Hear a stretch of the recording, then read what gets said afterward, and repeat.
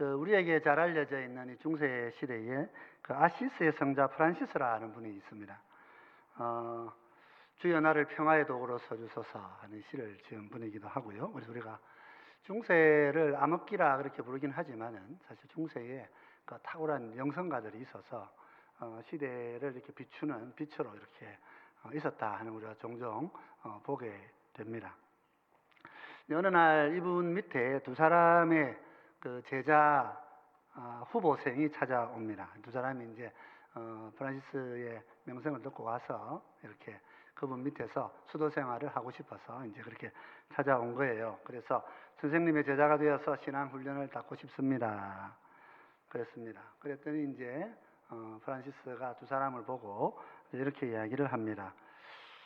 그러면 좋다. 왔으니까 좋은데 저 밭에 나가면 배추들이 많이 있는데 그 배추를 가져가지고 그 뿌리를 하늘 쪽으로 하고 심으라. 그렇게 말씀을 하셨어요. 배추 거꾸로 이제 심으라 그런 거죠. 여러분 어떻게 하시겠습니까? 한 사람은 네 하고 나가서 이렇게 배추를 거꾸로 심고 왔습니다. 그런데 한 사람은 헛웃음을 치면서 이 성자가 오랫동안 수도생을 하더니 완전히 돌았구만 이렇게 생각하고 프란시스를 떠나버립니다. 프란시스는 왜 그렇게 했을까요? 순종이 무엇인가, 복종이라는 것이 무엇인가를 가르치기 위해서 그렇게 했다고 합니다. 하나님 앞에서 하나님께서 명하시는 것에 대하여서 사람이 생각할 수 있습니다. 우리 생각할 수 있는 존재로 지원받았기 때문에. 그런데 하나님께서 이상한 명령을 내리시더라도 토달지 않고 순종할 마음이 있는 사람. 그래서 프란시스는 수도자의 생활은 그런 삶이라 하고 얘기를 했는데 그 사람 전혀 못 알아듣고 그냥 떠나버린 것이죠. 그래서 우리 하나님께서요, 우리 성도의 삶을 언제 평가하실까? 하나님 우리를 보고 계신데 언제 우리가 참 믿음 있는 사람이라고 말씀하실까? 여러분 언제라고 생각하십니까? 오늘 우리가 읽은 이 본문은 참 우리에게 무서운 도전을 주는 말씀입니다. 너무 잘 알아서 사실 이제 이 내용을 더 말할 필요도 없을 정도의 본문이지만은 우리가 이 본문을 전혀 잘못 읽고 있는 부분도 있는 거예요. 배추를 거꾸로 심으라. 별일 아닙니다. 가서 심으면 됩니다. 그죠? 근데 그것도 우리 사람은 자기 생각에 안 맞으면 할 수가 없는 존재들인 거예요. 하나님 우리에게 뭘 요구하시느냐? 우리는 현재 순종과 복종을 얘기합니다만은 여러분 순종이 듣기 좋습니까? 복종이 듣기 좋습니까? 그래서 순종이 좀 듣기 좋지요. 순종이라고 하는 말은 내 판단이 좀 들어가는 것 같아요. 그죠? 좀 여지가 있잖아요. 그래서 내가 조금 생각해보고 그래도 이제 할만하면 내가 한다. 이제 그런 뜻이 됩니다. 그런데 복종은요, 그런 게 없지요. 하나님 뭘 원하실까? 우리의 창조주이시고 우리의 아버지시고 우리의 모든 필요를 아시는 하나님 우리에게 뭘 원하실까요? 하나님 우리에게 원하시는 것은 생각해보고 할만해서 하는 거 말고, 그죠? 도저히 이해가 안 되는데 그래도 하는 것. 하나님 그걸 원하신다 하는 것입니다. 오늘 우리 창세기 말씀 우리가 한번 같이 보면서 이 말씀의 의미들을 한번 좀 생각해 보고요. 또 우리 자녀들에게 하나님에 대한 관계에 있어서 어떤 거 우리가 가르치고 전해야 될까 하든 한번 생각해 보면서 오늘 우리 자녀 비전 헌신 예배 우리 함께 하나님 드렸으면 좋겠다 싶습니다. 우선 아브라함은 하나님의 말씀에 즉각 복종함으로써 인정을 받았습니다. 그렇죠? 그 본문의 말씀은 하나님 천사가 아브라함을 두 번째 불렀다 그렇게 되어 있죠. 15장 15절 16절 이렇게 얘기합니다. 여호와의 사자가 하늘에서부터 두 번째 아브라함을 불러 이르시되 여호와께서 이르시기를 내가 나를 가리켜 맹세하노니 내가 이같이 행하여 내 아들 내 독자도 아끼지 아니하였은즉 이렇게 얘기합니다. 아브라함의 이 순종 22장에 왔어야 이루어지는 이 복종은 많은 철학자들로 하여금 사색하게 만들었습니다. 그래서 우리가 이 켈케골드 이 부분에 대해서 굉장히 깊이 있는 이야기들을 하고 있고요. 우리 성도인 우리들은 항상 이 말씀 앞에서 우리 자신의 현주소를 챙겨 보아야 됩니다. 16절 가운데 보면 하나님께서 내가 나를 가리켜 맹세한다고 말씀하시면서 이제 아브라함을 향해서 하나님께 큰 복 주실 것을 기대하게 하죠. 여호와께서 이르시기를 내가 나를 가리켜 맹세한다. 하나님이 맹세하실 이유가 없습니다. 우선 이 표현에 있어서 하나님은 맹세하시는 분이 아닙니다. 하나님은 말씀하시는 분이시죠.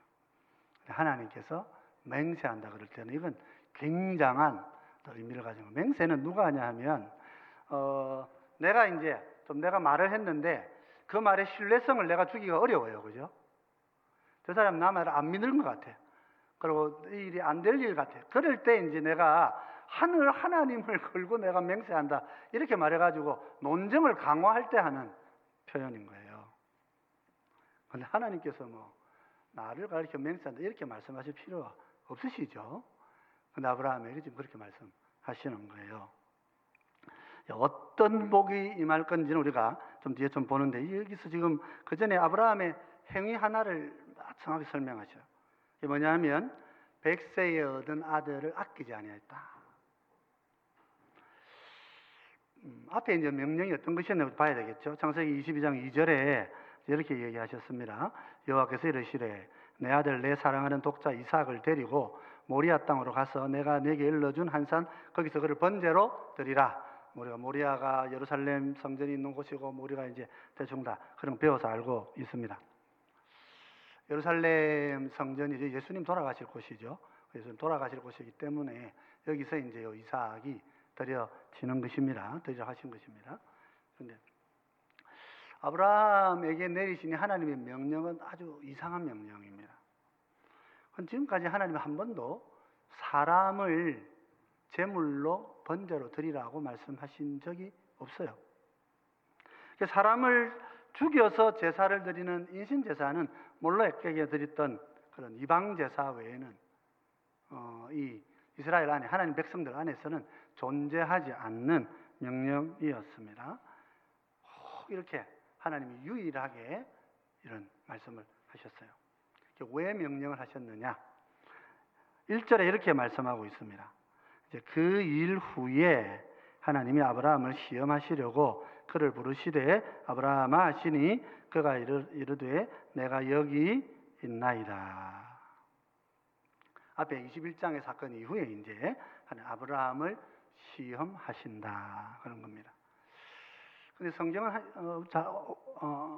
성경을 잘 아시는 분들은 좀 이 말씀 자체가 이상할 수 있을 겁니다. 왜냐하면 우리 하나님은 시험하지 않는 분이라 성경을 이렇게 얘기합니다. 그래서 여기서 이제 우리가 좀 단어의 의미를 좀 이해할 필요가 있죠. 시험이라고 하는 것은 두 가지로 번역이 가능합니다. 하나는 시험이라고 하는 것은 유혹하는 걸 말합니다. 유혹은 뭡니까? 목적이 걸려서 넘어뜨리려는 것입니다. 그리고 유혹, 그때 시험이라 이렇게 말하고요. 또 하나의 시험은 뭡니까? 이거는 이제 자격 검증을 하는 것입니다. 그래서 자격이 되는가 안 되는가를 보는 거예요. 그래서 우리가 시험 친다, 테스트 한다고 하는 것을 말하는 것이죠. 그래서 우리 대부분의 시험은 자격 시험이죠. 그죠? 이 정도의 지식을 알고 있다라고 말할 수 있는 이제 그런 시험들이 많습니다. 그래서 하나님께서 지금 여기서 아브라함을 시험하신다고 하는 것은 유혹에서 넘어지려 하는 것이 아닙니다. 그런 것이 아니고 하나님 우리에게도 그렇게 하지 않으셔요. 그래서 걸려 넘어지도록 유혹하시는 분이 하나님이 아니십니다. 다만 우리가 이 자격을 이 정도를 이루었는가, 믿음이 이 정도 자랐는가를 보시는 평가의 시험이지요. 그러면 무엇을 시험하시는 겁니까? 아브라함의 믿음을 시험하는 거예요. 그럼 아브라함은 언제부터 믿었지요? 우리가 아브라함 믿음 시기를 언제라고 이렇게 나누는 건 여러 가지 가능하지만 저도 사도 바울이 인용하고 있는 대로 창세기 15장 6절에 보면 하나님 이렇게 말씀하셨어요. 아브라함이 여호와를 믿으니 여호와께서 이를 그의 의로 여기시고, 칭의라고 하는 칭의. 칭의는 어떻게 했습니까? 여호와의 말씀을 믿는 믿음으로 얻는다. 그거 설명하면서 바울이 요 구절을 인용을 했었어요. 그러니까 아브라함이 하나님의 음성 듣고 순종도 하고 따라왔던 초기를 믿는다고 할 수도 있는데, 이제 하나님께서 그것을 의로 여기셨다, 하나님의 자녀로 이제 부르시고 의로 여기셨다 하는 것을 보면 요 15장에 요 사건이 시작점이다 이렇게 볼 수 있을 것입니다. 근데 아브라함이 이제 아직 아브라함이었을 때, 그러죠. 아브라함이 아직 아브라함이었을 때 하나님께서 이 이야기를 해 주셨던 거예요. 그때 이제 롯을 떠나 보내고 이제 하나님이 외로워하고 있는 아브라함에게 내가 너희 자손을 하늘의 별과 같이 많게 해주겠다. 그러니까 이제 아브라함이 그 말씀을 믿었다 그랬어요. 그 말을 믿으니 하나님이 이것으로 그의 의를 보셨다. 의롭다고 하셨다. 그럼 이제 이 믿음이 언제쯤 평가를 받습니까? 여기 보면 22장쯤 와서 하나님이 이 믿음이 정말 구원받는 믿음으로 아브라함 마음에 자리했는가 하는 것을 보시는 시험이라, 이렇게 볼 수가 있을 것입니다. 그래서 하나님께서 우리 믿음도 이제 다뤄보시겠지요. 우리 믿음도 다뤄보십니다. 뭘로 다뤄보실까요? 하나님께서 우리 믿음을 뭘로 다뤄보실까요? 1년 내내 교회 한 번도 안 빠지고 잘 출석하면 이제 하나님이 합격이라 하실까요? 뭘로 평가하시겠습니까? 복종하느냐 하지 않느냐, 그걸로 평가하시는 거예요. 그래서 오늘 우리 본문 22장 3절을 보면 하나님 이렇게 하셨어요. 아브라함이 아침에 일찍 일어나 나귀의 안장을 지우고 두 종과 그의 아들 이삭을 데리고 번제에 쓸 나무를 쪼개어 가지고 떠나 하나님이 자기에게 일러주신 곳으로 가더니, 여기에 요 한 절을 보면 아브라함이 하나님이 말씀하신 그 이상한 명령입니다. 하나님께도 맞잖아요. 이거는 이제 우리가 뭐 하나님 앞에 가서 신학적으로 검토해 보십시다 하면서 이제 뭐 따져볼 수 있다면, 그렇게 따진다 할 때 이 명령은 잘못된 명령이라고 할 수 있는 거예요. 자, 이제 그런데 이제 아브라함을 향해서, 하나님을 향하여 아브라함은 어떻게 반응합니까? 아침에 일찍 일어나 나귀 안장을 지우고 또 이삭을 데리고 번제에 쓸 나무를 쪼개 가지고 떠나 하나님이 자기에게 일러주신 곳으로 갔다. 주저함이 없는 동사들이 연결됩니다. 아브라함의 복종이죠, 복종. 맹목적이지 않는가? 뭐 그거 따질 여유가 없어요. 하나님이 말씀하신 거예요. 그렇단 말이죠. 그리고 이제 22장 9절로 10절을 보면 이렇게 씁니다. 하나님이 그에게 일러주신 곳에 이른지라 이에 아브라함이 그곳에 제단을 쌓고 나무를 버려놓고 그의 아들 이삭을 결박하여 제단 나무 위에 놓고 손을 내밀어 칼을 잡고 그 아들을 잡으려 하니, 이때 표현은 이제 칼을 날려 보냈다 이렇게 이제 읽는 게 맞아요. 칼을 내뻗었다 이렇게 이제 보는 게 맞겠죠. 손을 칼을 쥔 손을 앞으로 내뻗쳤다 이렇게. 그러니까 그냥 폼만 잡고 있던 거 아닙니다. 칼이 이제 움직였다는 거죠. 이렇게. 여기도 보면 주저함이 없습니다. 그냥 그대로 다 다릅니다. 그래서 하나님의 천사를 통해서 내가 이같이 행하여 내 독자도 아끼지 않았다 이렇게 말씀하시는 거예요. 복종이 뭡니까 여러분? 그러면 말도 안 되는 것 같고 내 생각으로 그럴 것 같다는 판단을 내가 하지 않는 거예요. 우리가 흔히 말하는 순종이라는 말 속에 이렇게 좀 여지를 남겨놓고 있죠. 우리가 하나님 말씀이라 그러더라도, 그죠? 우리가 그렇잖아요. 그게 그래도 내한테 좀 맞아야 내가 뭐 듣고 따르지. 하나님 말씀이 좀 그래도 좀 뭔가가 이루어지고 내가 좀 합리적이어야 내가 따르지 하는 그 여지를 남겨놓고 있는 우리의 많은 이 삶 속에서 하나님께서 말씀하신 아브라함이 보이고 있는 믿음의 복종이라고 하는 것은 그런 여지를 일고에 그냥 다 잘라버리고 말씀하신 대로 그냥 그대로 따라 사는 삶. 그게 하나님이 인정하신 아브라함의 믿음이다 말이죠. 여러분, 우리가 믿음 있습니다, 믿음 있습니다 이렇게 말씀하시는데 우리가 뭘로 증명할 수 있습니까? 뭐가 믿음이 있다는 말입니까? 지식으로 합니까? 직분으로 합니까? 은사로 말합니까? 주의 이름으로 귀신을 쫓아내고 주의 이름으로 권능을 행해도요, 예수님 뭐라 그러셔요? 아닌 사람이 있다 그랬어요. 내가 모른다 이렇게 말하는 사람이 있다 그러셨어요. 뭘로 우리 믿음이 증명이 되느냐? 하나님께서 우리의 삶을 보신다 하는 것입니다. 하나님 우리 삶을 지켜보고 계신 거예요. 항상 보고 계신 거예요. 이 시험이 다 끝나고 나서 아브라함이 이렇게 고백을 합니다. 14절인데요. 우리 같이 한번 읽어보십시다. 아브라함이 그 땅 이름을 여호와 이레라 하였으므로 오늘날까지 사람들이 이르기를 여호와의 산에서 준비되리라 하더라. 번역이 좀 문제가 있다 그 말씀드렸습니다. 밑에다가 성경의 줄긋기는 좀 그렇고 밑에다가 여호와의 산에서 보고 계시리라 이렇게 해놓으셔야 된다는 거예요. 이삭을 하나님 앞에 이제 번제로 드리려고 했던 아브라함, 뭐예요?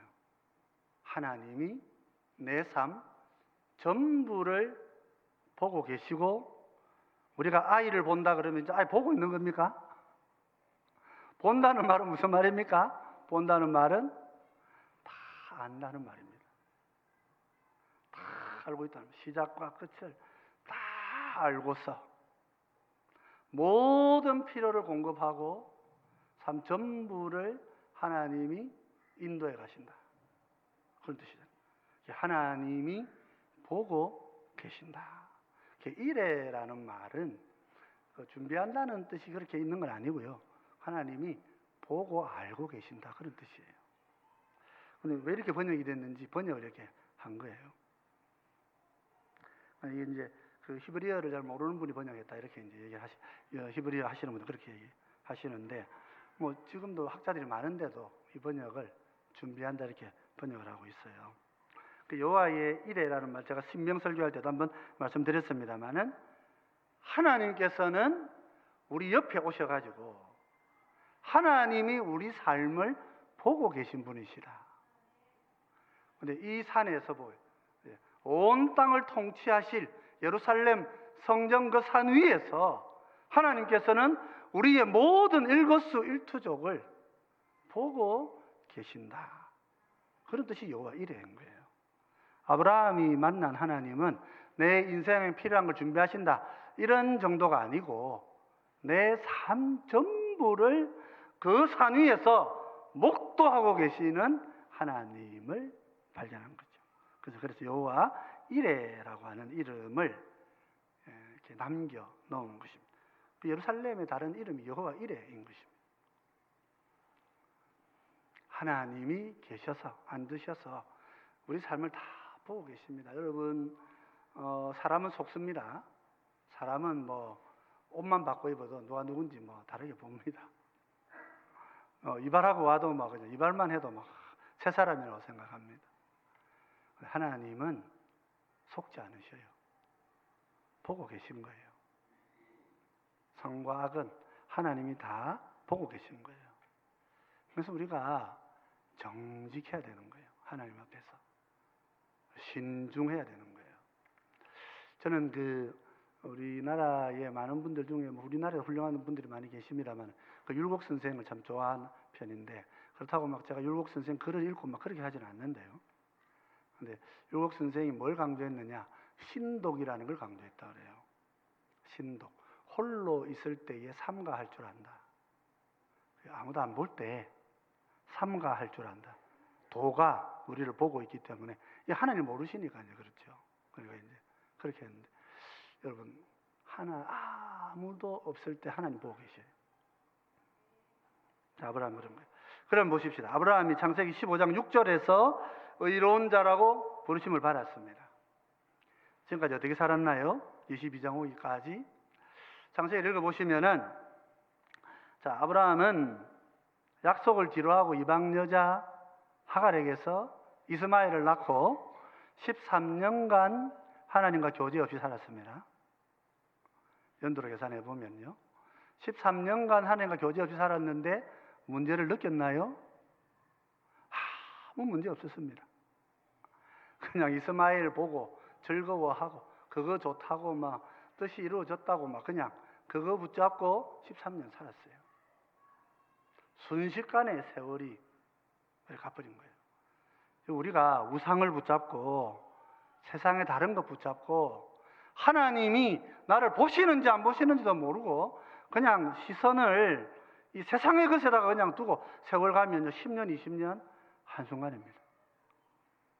아브라함 그렇게 산 사람입니다. 동네 다닐 때마다 자기 아내가 자기를 해칠까 싶어가지고 아내로 인해서 사람들이 자기를 해칠까 싶어서 아내를 누이라고 속였습니다. 나중에 보면 자기 얘기하죠. 성경에 2번 나오는데 2번만 한 거 아니라 그랬습니다. 이사할 때마다 그랬다고 자기가 이야기를 하고 있습니다. 하나님이 나를 보고 계신다고 하는 믿음이 없었어요. 그러나 하나님은 그렇게까지 신뢰하고 살지 않았습니다. 세상 돌아다니는데 온갖 나쁜 놈들 다 내 괴롭히고 얼마든지 그럴 수 있잖아요. 내가 가다가 뭐 어떻게든지 안 좋은 일 해코지 당할 수 있는데 그게 겁이 나가지고 하나님이 나를 보고 계시고 함께 하신다는 생각을 하지 않았어요. 그래서 어떻게 했어요? 다닐 때마다 누이라고 이야기했어요. 뭐 누이라 해도 뭐 사촌이니까 틀린 말은 아닙니다. 그러나 그게 그런 뜻은 아니잖아요. 그죠? 그렇게 했던 아브라함인데 이제 인생이 좀 지나갑니다. 그 탈무드는 이삭이 아브라함에게 이렇게 함께 모리아산으로 갔을 때의 나이, 우리는 몇 살쯤 예상합니까? 자, 여러분들 생각하면 알고 싶은데요. 어떻습니까? 우리는 몇 살쯤으로 생각합니까? 아버지가 막 칼을 날려도 막 잡혀가지고 아무 말 안 하니까 이제 우리는 몇 살쯤이라고 생각합니까? 탈무드는 37살이라고 이야기합니다. 그 37살이고 이때에 그 사라의 나이가 127세입니다. 근데 사라의 향년이 127세예요. 그래서 아브라함이 이삭 데려가는 그 이야기를 듣고 사라가 마음에 낙심하고 그때 그 끝으로 돌아가신 거다. 향년을 맞은 거다. 그 충격에 100세가 되다 저 영감이 죽일 것이다 이렇게 생각하고 그 마음에 이제 낙심해가지고 병을 얻어서 그렇게 떠났다. 뭐 이제 그렇게 탈무드는 설명을 하고 있다 그래요. 근데 어쨌든 간에 그죠? 어쨌든 간에 창세기 15장 6절에서 창세기 22장 요 사이에 오기까지 아브라함은 엄청나게 성장해 있는 것입니다. 하나님을 전혀 신뢰하지 못해가지고 하나님을 믿지 못해서 하갈을 통해 아이를 낳았어요. 그죠? 하나님을 믿지 못해서 길거리 돌아다닐 때마다 동네를 옮길 때마다 아내를 누이라고 했어요.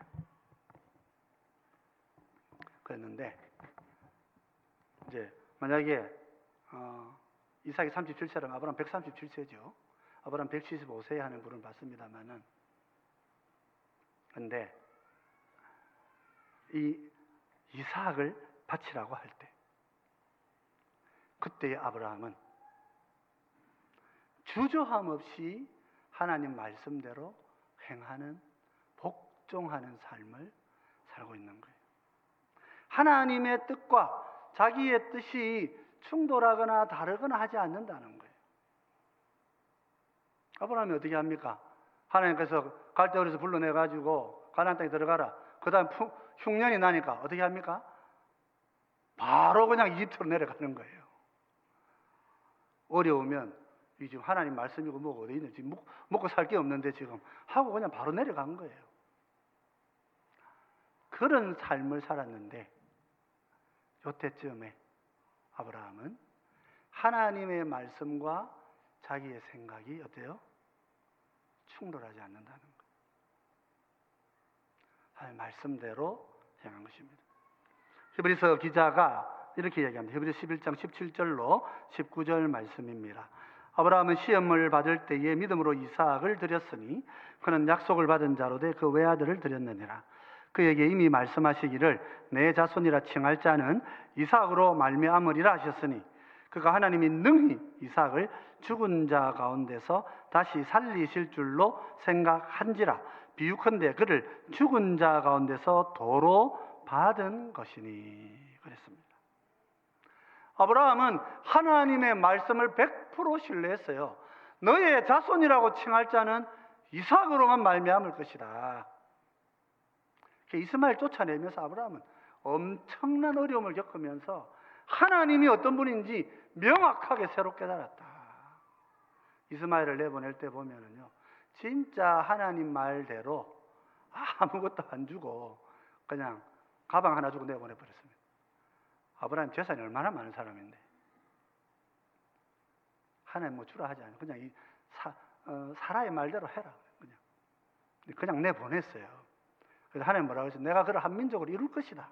하나님이 약속하셨기 때문에 그는 자기의 연민을 가지고 이스마엘에게 이것 주고 저것 주고 안 합니다. 하나님이 하신다. 그래서 좀 우리가 볼 때는 좀 매몰차 보여도 하나님의 뜻이 그러하기 때문에 그렇게 행했던 사람이죠. 그렇습니다, 여러분. 우리 예수님도 보면은 예수님에 대한 묘사도 그렇습니다. 우리 예수님이 이 땅에 오셔서 하나님의 아들로 아버지께 어떻게 인정을 받으셨어요? 그죠? 우리 히브리서 5장 8절 9절인데 우리 같이 한번 보십시다. 같이 읽겠습니다. 그가 아들이시면서도 받으신 고난으로 순종함을 배워서 온전하게 되셨은즉 자기에게 순종하는 모든 자에게 영원한 구원의 근원이 되시고. 사실 우리가 그래서 성경에 순종이라고 번역된 단어들은 만약 우리가 내가 판단할 여지가 있어서 그렇게 판단해 보고 순종 따라야 되겠다는 생각이 포함되어 있다면 순종이라는 단어는 다 없애버려야 되는 거예요. 순종이라는 단어는 다 없애버리고 복종이라는 말로 바꿔야 되는 거예요. 헬라어 히파쿠오라는 말은 아래에서 듣는다 그런 뜻이거든요. 히파쿠오라는 말은 백부장이 했던 믿음이에요. 제게도 윗사람이 있고 또 밑에 사람도 있습니다. 제가 한마디 하면 말 한마디면 뭐가 돼요? 모든 것이 다 됩니다. 근데 주님이 말씀하시면 어떻게 돼야 돼요? 100% 다 돼야 됩니다. 그럴 줄 믿습니다. 그러니까 우리 지붕, 내 지붕 아래에 주님이 오시는 것은 내가 감당할 수가 없으니 말씀만 하십시오. 그런 말씀이 무엇인지 알고 있는 사람. 이 백부장대로 성경에 나오는 백부장, 로마의 백부장들이 이후에 그 집안들이 기독교 복음화되는 이 전 유럽에 엄청난 사역을 한 사람들로 그렇게 기록이 남아 있다. 그래서 교회사님들 그런 걸 좀 찾아보고 공부하는 거죠. 우리 주님도 마찬가지예요. 주님도 100% 하나님께 순종하셨어요. 죽어라, 네가 죽어야 산다 이 말이 됩니까? 죽으면 끝인데 죽어야 된다는 게 어떻게 말이 되냔 말이에요. 근데 예수님께서는 죽어도 사는 길이 하나님께는 있다는 거 아시고 하나님께서 자기에게 죽으라고 하시니까 그냥 죽으신 거예요. 그죠? 여러분, 우리는 어떻습니까? 여러분, 우리 처음 예수 믿을 때 그 마음만 갖고 살아갑니까? 아니면 믿음이 충분합니까? 아니면 진짜 복종의 열매가 있습니까? 오늘 우리는 주님을 어느 정도 따른다고 말할 수 있느냐 말이에요. 참 믿음은 이런 온전한 말씀에 온전히 순종하는, 복종하는 삶의 열매를 맺게 하는 것입니다. 우리가 자녀들에게 어떻게 복종을 가르칠 수 있겠습니까? 한 가지밖에 없는 거예요. 우리가 말씀에 복종해야 되는 거예요. 야, 아버지 못했었는데 니는 잘해라 이래가지고 애가 복종하는 게 아니에요. 그죠? 하나님께서 우리를 부르실 때 주시는 말씀을 내가 마음에 잘 간직하고 그 말씀대로 살려고 복종하지 않는 삶에 대하여서 하나님 앞에 회개하고 복종하지 않는 이유들을 찾고 있는, 복종 못할 이유를 찾고 있는 내 마음과 싸워서 하나님의 성령이 나를 이기게 하시는 그 은혜를 함께 나누면서 우리가 복종하고 그렇게 자녀에게 말씀에 순종하고 살아갈 수 있도록 그렇게 가르치는 우리 모두가 되어야 하는 것입니다. 여러분, 말씀에 복종하시고 그 삶을 통하여서 내 자녀에게 그 처음 시작이 전부가 아닙니다.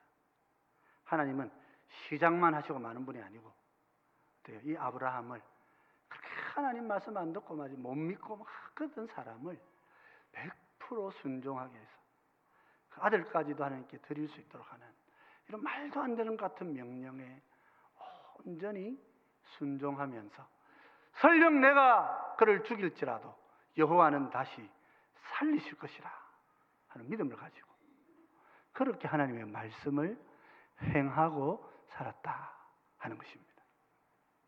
그래서 행하는 자라야 온전한 구원의 백성이 되는 것입니다. 여러분, 그런 영광의 백성이 되시기를 주의 이름으로 축원드립니다.